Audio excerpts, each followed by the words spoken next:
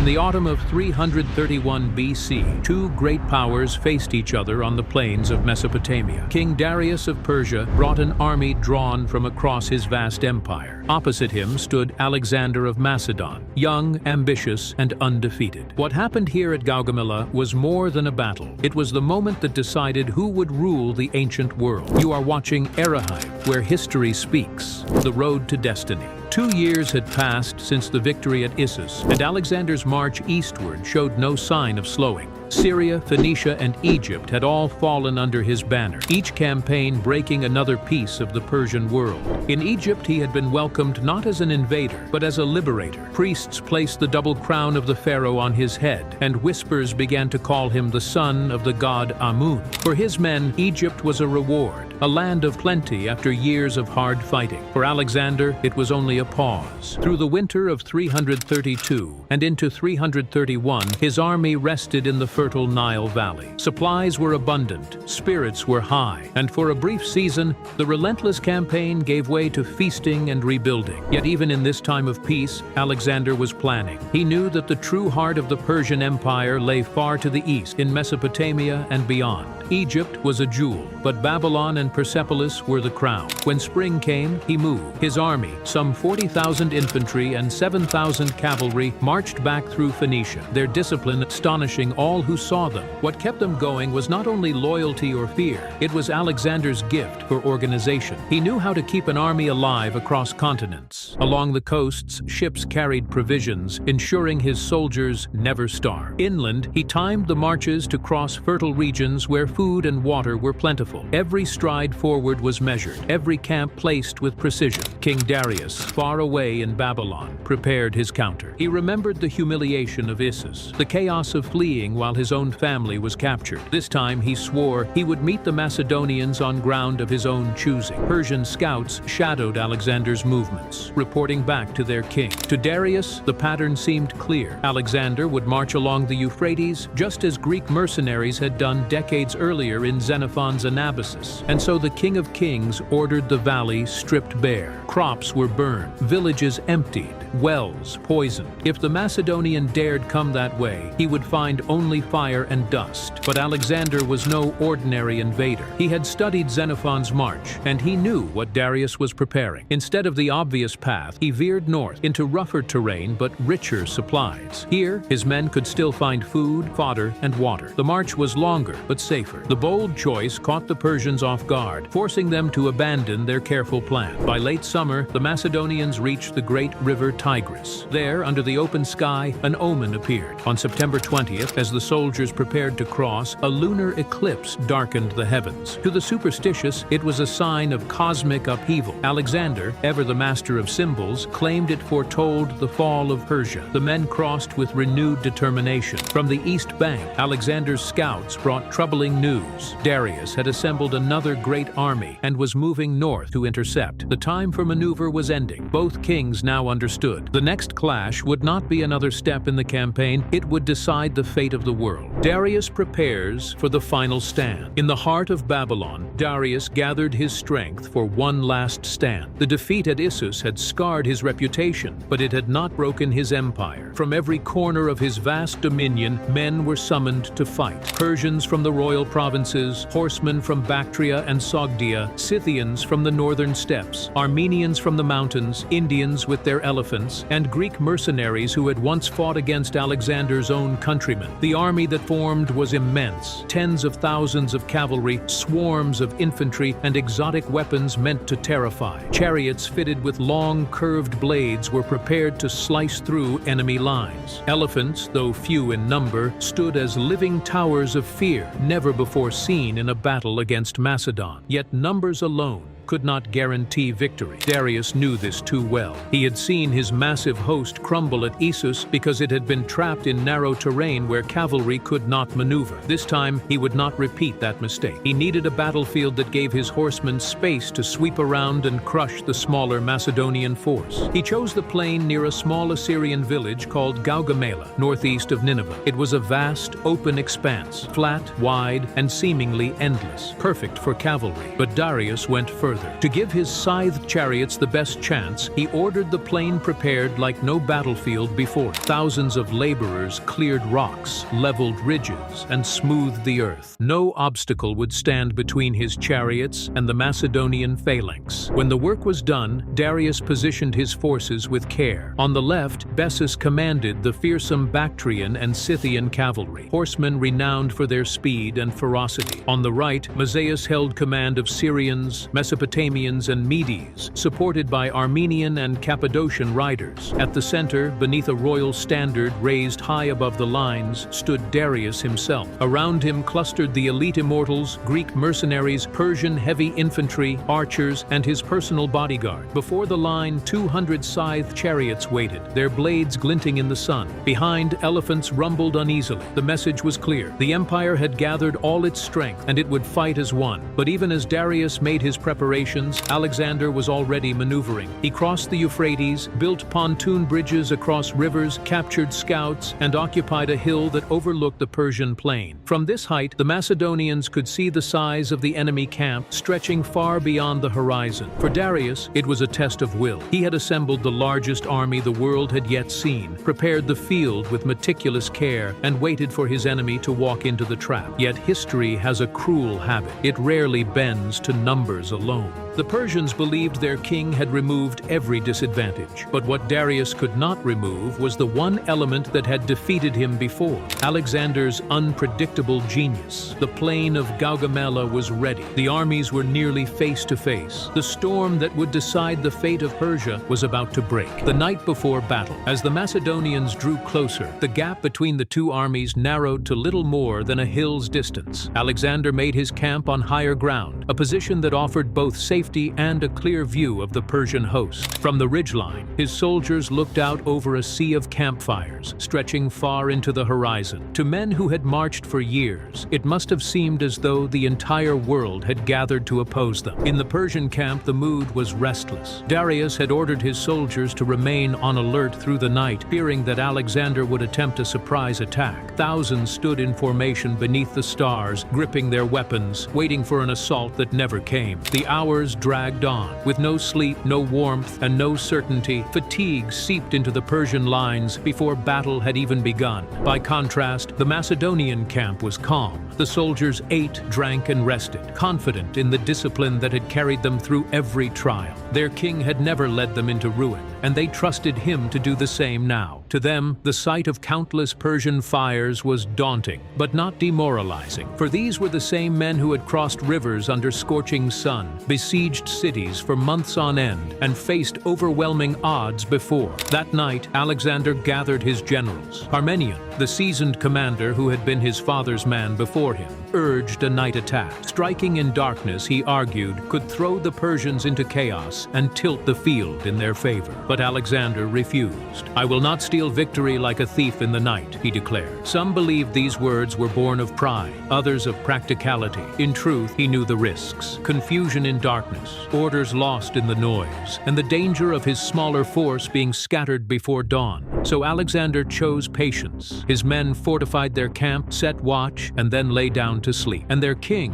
with the greatest battle of his life only hours away, slept more soundly than any of them. At dawn, Parmenion himself had to wake him. The contrast was stark. In the Persian camp, sleepless men shifted uneasily in their ranks, weary before the fight. In the Macedonian camp, rested soldiers rose with the sun, their king calm and composed, as if he had no doubt about the day's outcome. The night had already given Alexander an advantage. Now, with the first rays of morning spreading across the plain, the battle that would change the course of history was about to begin. Clash on the plains. Dawn broke over the plain of Gaugamela, and with it came silence before the storm. The Macedonian soldiers ate their bread and tightened their armor. The Persians, already drawn up after a sleepless night, stretched in endless lines, banners fluttering in the early light. Between the two hosts lay only open ground, smooth, level, and waiting for blood. Alexander arranged his army with precision. At the center, the phalanx stood in tight formation, sarissas rising like a forest of spears. On the left, Parmenion commanded the Thessalian cavalry, men seasoned by decades of war. On the right, Alexander himself took position with the companions, the elite horsemen who would follow him anywhere. Behind the first line, a reserve force of hoplites, Thracians, and archers waited, prepared to turn and face any attempt at encirclement. Every angle had been considered, every contingency prepared. Across the field, Darius's army stretched wider than the Macedonians could see. The great king's banners marked his position in the center, surrounded by Greek mercenaries and the immortals. On his left, Bessus deployed the Bactrian and Scythian cavalry, horsemen who had roamed the steppes since birth, now armored for war. On his right, Mazaeus commanded Syrians, Mesopotamians, and Armenians. In front of them all, the scythed chariots gleamed, 200 in total, their wheels fitted with blades meant to slice through ranks of men. Behind, 15 war elephants swayed restlessly, their trumpeting carrying across the plain. The signal was given. Persian chariots surged forward, wheels rattling like thunder. To most armies, such a charge would have been terrifying, a storm of blades and horses crashing down on tightly packed men. But Alexander had prepared for this. At his command, the phalanx opened lanes. The chariots barreled through, only to find themselves isolated. Javelineers and archers rained missiles down, killing horses, dragging drivers from their seats, leaving the chariots useless wrecks on the field. What was meant to terrify became nothing more than twisted wood and fallen men.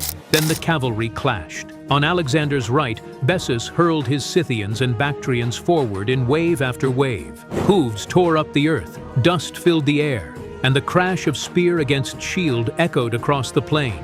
Alexander and his companions met them head-on, spears leveled, shields locked, each charge answered with equal fury. On the opposite flank, Mazaeus pressed hard against Parmenion, his cavalry sweeping wide in an attempt to envelop the Macedonian line. The Thessalians, though outnumbered, fought with stubborn skill, refusing to yield. The battlefield became a storm, screams, steel, and dust clouding the sun. Yet in the chaos, Alexander's eyes were searching. He had seen what he was waiting for. The Persian line, stretched too far in its effort to surround him, had left a gap near the center. It was the opening he needed. In the midst of dust and chaos, Alexander saw it, a weakness in the Persian line. Bessus, eager to outflank him, had stretched his horsemen farther and farther to the left. In doing so, he had pulled units away from the Persian center. What had been a solid wall was now a seam, a vulnerable opening in the very heart of Darius's formation. Alexander did not hesitate. Raising his arm, he gave the signal. Trumpets blared, hooves pounded, and the companions thundered forward in a wedge formation. Alexander at the very tip. Behind them, the Hypaspists and several phalanx battalions followed, widening the thrust. The ground shook beneath their charge, a living spear aimed directly at the great king himself. The impact was devastating. Persian infantry crumbled as the wedge tore through their ranks, spears piercing shields, horses trampling men underfoot. Arrows and javelins rained down, but the momentum of the charge could not be stopped. Macedonian cavalrymen leaned forward in their saddles, driving their lances into the mass ahead, while Alexander himself, in his shining armor, pressed toward the royal standard of Darius. For a heartbeat, the fate of empires narrowed to a single moment. Darius, standing in his chariot, watched as the Macedonian king carved his way closer. Ancient accounts tell us the great king faltered. His horses wheeled, and the royal chariot turned. Once again, as at Issus, Darius fled. The sight spread panic through the Persian center. Soldiers who had stood firm moments before now cast down their arms. The immortals, the very backbone of the royal guard, found themselves cut off. Even the Greek mercenaries who had sworn to fight to the death could not hold against the unstoppable force driving into their lines. The Persian heart collapsed, but the battle was not over. On the Macedonian left, Parmenion was in crisis. Mazaeus's cavalry pressed with overwhelming numbers, threatening to break through and roll up the entire flank. Dust clouds marked the chaos as Macedonian horsemen fell back under pressure, their lines bending dangerously. At the same time, a band of Persian and Indian cavalry broke through a gap in the Macedonian center and struck the camp. Fires spread among the baggage, shouts of alarm rang out, and panic threatened the rear. Even Alexander's captured prisoners, Darius's own family, were suddenly at risk. It was at this moment that a messenger reached Alexander. Ahead of him, Darius was fleeing, the crown of Asia within his grasp. But behind him, his oldest general was calling for help. The decision fell to Alexander alone. Pursue glory and seize the great king, or turn back to save his army. He reined in his horse, his face set with frustration. Then, in a flash of steel, he wheeled his companions around. Loyalty came before ambition, for now. Alexander's companions wheeled from their pursuit, their king at the lead. With a shout, he spurred his horse toward the chaos unfolding on the Macedonian left. Dust swirled around the battlefield as the clash of cavalry shook the ground. Parmenians' Thessalians, seasoned though they were being pushed to the brink by the sheer weight of Mazaeus' wing. The Persian riders threatened to break through, and if they succeeded, the Macedonian phalanx would be encircled and destroyed. Then, through the haze, Alexander arrived. His companions slammed into the rear of the Persian cavalry like a hammer striking an anvil. Trapped between Parmenions' stubborn defense and Alexander's fresh charge, the Persian horsemen faltered. Panic spread as the Macedonians cut deep into their ranks, spears driving home, swords flashing in the sunlight. Even the Parthian and Indian cavalry, some of the finest riders in the empire, could not withstand the double assault. One by one, the Persian squadrons broke and fled. At the same time, the Persian raiders who had broken through to the Macedonian camp met their own fate. While they pillaged tents and scattered baggage, Alexander's second line of infantry turned about. These reserves, kept back precisely for such a crisis, fell upon the intruders from behind. Caught in the trap, the raiders were cut down where they stood. The danger to the camp and to the royal prisoners was ended. By now, the Persian army was unraveling. The left, shattered by Alexander's wedge, no longer held formation. The right, crushed between Alexander and Parmenion, was scattering in every direction, and the center, abandoned by Darius, dissolved into rout. The battlefield that had once been carefully prepared for Persia's triumph was now littered with broken chariots, fallen banners, and the bodies of men and horses alike. The discipline of the Macedonians had held. The size of the Persian host had become its downfall. Darius himself fled eastward with only a handful of loyal followers. His army, once counted among the greatest ever assembled, had ceased to exist as a fighting force. The great king was now a fugitive in his own empire. For Alexander, victory was complete. He had faced overwhelming numbers, strange weapons, and the might of an ancient empire, and broken them all. The Persian world lay open before him. Yet for the Macedonians, there was no time to celebrate. They had fought through the hardest battle of their lives, and though the field was theirs, the campaign was far from over. The shadow of Darius still loomed, and Alexander knew the war would not truly end until the great king himself was captured. The sun set over Gaugamela, casting long shadows across the blood-soaked plain. Persia had fallen in a single day, but Alexander's ambition stretched far beyond this horizon. The plain of Gaugamela was silent now, broken only by the groans of the wounded and the scatter of fleeing Persians. What had begun as the greatest army ever assembled under the Achaemenid banner ended in ruin. Alexander, just 25 years old, had shattered an empire that had stood for 2 centuries. His first march after victory was to Babylon. The ancient city, rich with temples, palaces, and walls famed throughout the world, offered no resistance. Its satrap, Mazaeus, bowed before the conqueror. In an act of pragmatism, Alexander confirmed him in office, showing the Persians that loyalty would be rewarded. Priests welcomed him into the sanctuaries, and processions honored him as master not only of arms, but of tradition. Babylon, once the beating heart of Mesopotamia, now belonged to Macedon. From there, he moved to Susa, the administrative capital of the empire. The gates opened, and with them came wealth beyond imagination. Inside the treasury lay more than 50,000 talents of gold and silver, enough to fund Alexander's campaigns for years and to pay off the debts of his father's reign. What the Greeks had dreamed of for generations, breaking the Persian horde, was now reality. But it was Persepolis, the ceremonial capital of Persia, that became the ultimate symbol of conquest. The city of kings, where Darius the Great and Xerxes had once ruled, fell into Macedonian hands. There, Alexander allowed his men to take their reward, looting the palace halls. In a gesture heavy with meaning, he ordered the great palace of Xerxes to be set ablaze. Flames rose high into the night sky, consuming columns and roofs plated with gold. To the Greeks, it was vengeance for Xerxes' burning of Athens a century and a half earlier. To history, it was a fiery signal. The Achaemenid Empire was no more. Yet the drama was not finished. Darius himself still lived, retreating eastward into the satrapies of Media and Bactria. He sought to gather new allies, to rally resistance against the invader who now called himself King of Asia. But betrayal followed him. Bessus, the satrap of Bactria, seized power for himself, declaring that he would be the new great king under the name Artaxerxes. In the summer of 330, as Alexander's pursuit closed in, Darius was abandoned by his captains, struck down, and left to die on the roadside. When Alexander finally reached the fallen king, Darius was already gone. Accounts say he ordered the body buried with honor in the royal tombs of Persepolis, paying his respects to the man who had once ruled half the known world. Yet there was no mistaking the reality. With Darius dead